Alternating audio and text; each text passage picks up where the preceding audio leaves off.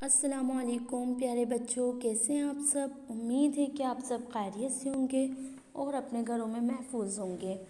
میں ہوں آپ کی اردو ٹیچر مس عائشہ انصاری۔ آج میں آپ کو آپ کی اردو کی کتاب کا صفحہ نمبر 114 اور 115 پر کام کرواؤں گی۔ تو سب سے پہلے آپ سب اپنی اردو کی کتاب کھول لیں۔ صفحہ نمبر 114، یہ صفحہ۔ غین اور غین کی آدھی اشکال: غین کا غروب، غین کا غار، غین کا غبارہ۔ اس کے بعد ہے ہمارا کلاس کا کام صفحہ نمبر 115 پر۔ کلاس کا کام جس پر ہمیں ہاتھ پھیرنا ہے غین پر۔ اس کے بعد اس طرح: غین کا غروب، غین کا غبارہ، غین کے اوپر ایک نقطہ۔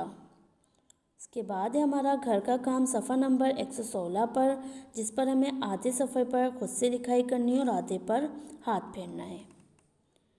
اس کے بعد ہے ہمارا گھر کا کام صفحہ نمبر 117 پر، جس پہ ہمیں خود سے لکھائی کرنی ہے غین کا غبارہ پر، اس طرح: غین کا غبارہ، غین کے اوپر ایک نقطہ، غین کا غار۔